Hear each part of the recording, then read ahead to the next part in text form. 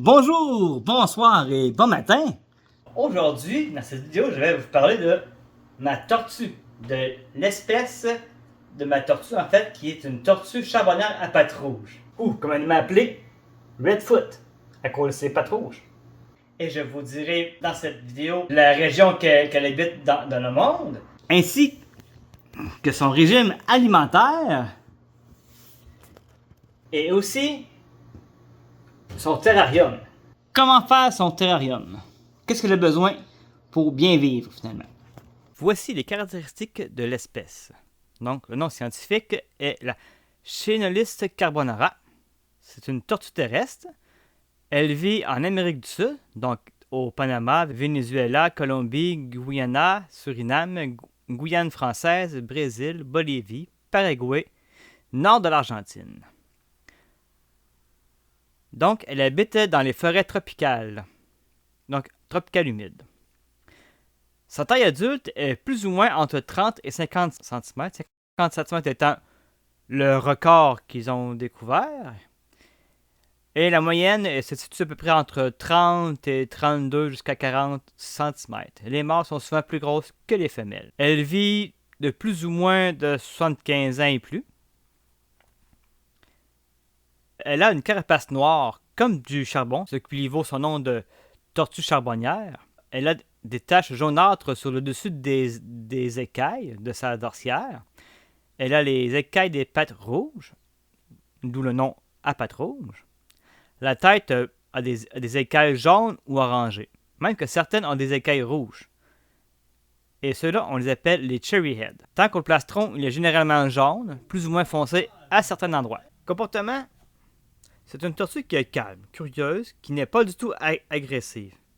En fait, elle aime bien ses êtres humains, même qu'elle vient vers nous naturellement. Son alimentation, c'est une tortue omnivore, mais principalement herbivore. Alimentation. En nature, elle mange des feuilles, de l'herbe, des fleurs, des végétaux. Elle arrive même de manger des champignons. Elle mange aussi quelques petits insectes, des petits rongeurs et même des excréments d'animaux afin d'avoir ses protéines dont elle a besoin. Elle aime aussi manger des fruits, les fruits qui sont tombés des arbres le plus souvent. En captivité, c'est un petit peu plus compliqué. Pour ceux qui peuvent garder les tortues dehors, c'est excellent.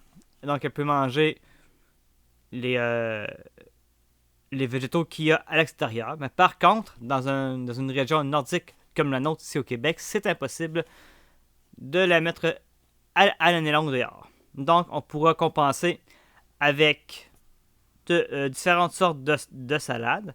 Donc, les dandelions, donc les pissenlits. Donc, elle pourra manger la fleur, la tige et les feuilles, qui est très riche en calcium. Il y a aussi la salade romaine, la laitue frisée, la laitue Boston, etc., etc., etc.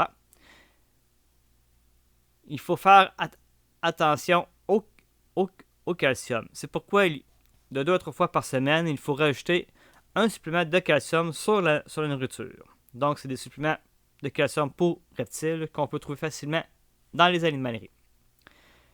La alimentation devra être de l'ordre de plus ou moins 50 à 70% de verdure, donc de feuilles vertes, de salade, etc. De 20 à 50% de fruits, selon la saison. Et 10% animal insectes font 10% de protéines. Donc, il faudra aussi lui fournir des os de sèche à sa portée pour 2 choses. Un, pour lui aiguiser le bec, parce que son bec pousse constamment. C'est comme un peu un bec d'oiseau. Et pour compenser son rapport en calcium. Il y a aussi de la nourriture en moulée faite pour les tortues. Donc à ce moment-là, il faut bien choisir la bonne moulée pour la bonne tortue, car il existe plusieurs moulées pour différents types de tortues. Dans le cas qui nous intéresse ici, c'est une tortue tropicale. Donc nous devons avoir de la nourriture pour les tortues terrestres tropicaux. J'utilise la marque Mazuri qui est recommandée pour cette espèce de tortue. Donc je la fais tremper dans l'eau et quand elle devient molle, eh bien, je peux lui servir avec sa salade et ses feuilles. Si vous voulez donner de la viande aux tortues, ce n'est pas une très bonne idée. Oui, la viande contient des protéines, mais les tortues ont de la difficulté à digérer les graisses animales et cela peut avoir de sérieuses répercussions sur leur santé. Donc, à éviter la viande rouge. Si vous voulez donner de la viande, vous pouvez y aller avec du poulet et sans assaisonnement, bien sûr. Mais en petite quantité, très petite quantité, pas chaque jour. Parlons maintenant de son terrarium.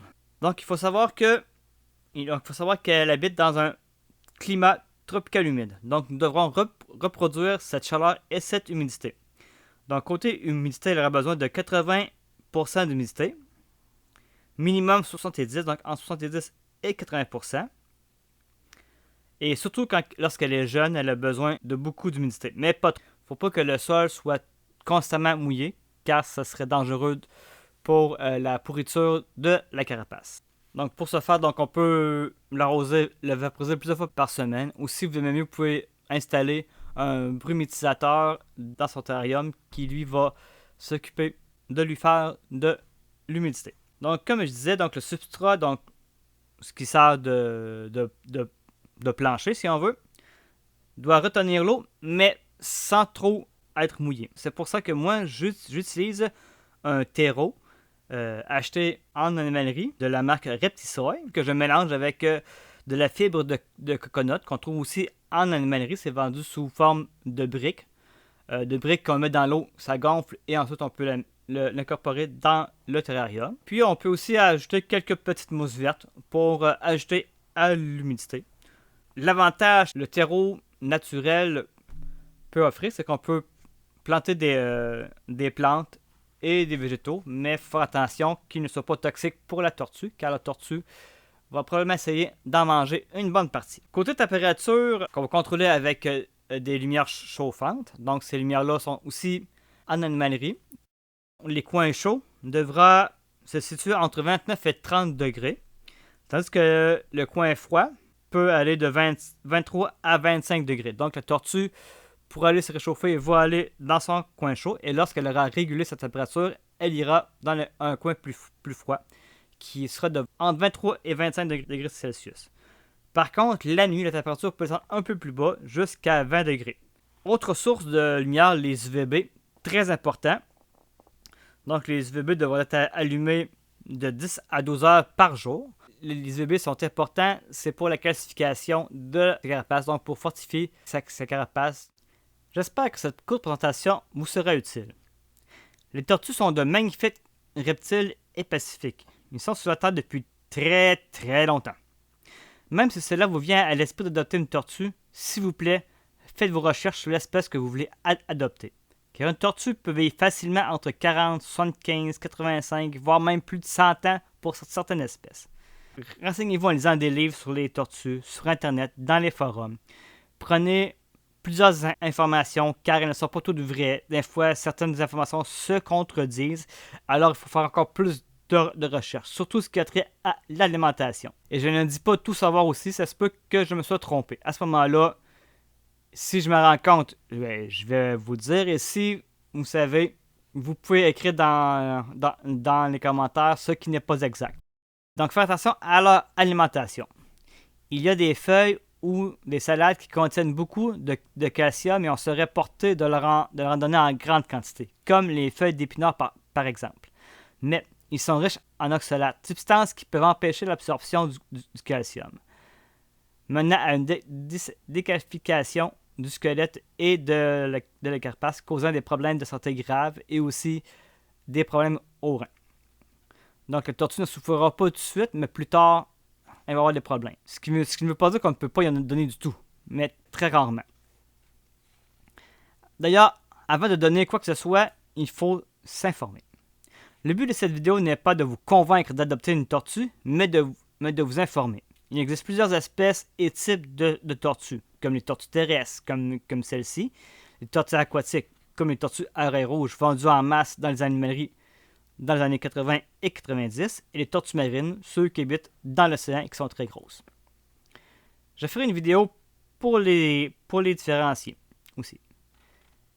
S'équiper si on n'a jamais eu de reptile peut être dispendieux, environ entre 300 et 1000 $, plus l'achat de la tortue qui, comme celle-ci, peut varier de 350 à 500 $ juvénile et être beaucoup plus cher une fois adulte. Tout dépend de la grosseur aussi. Entretenir une tortue demande du temps chaque jour. On doit lui faire prendre un bain chaque jour. J'en parlerai plus précisément dans une prochaine vidéo. Si vous savez que vous n'aurez pas le temps, l'argent ou la motivation, s'il vous plaît, n'adoptez pas de tortue. Ces créatures sont robustes et fragiles en même temps. Le tort que vous lui ferez sera souvent permanent et affectera la vie de celle-ci. Une carapace déformée ne se reforme pas avec le temps. Je suis un passionné d'animaux, plus précisément de reptiles et plus précisément les tortues. J'ai toujours eu une tortue à mes côtés depuis que j'ai 5 ans. Ma première tortue était une tortue à oreilles rouges. Elle a vécu 35 ans.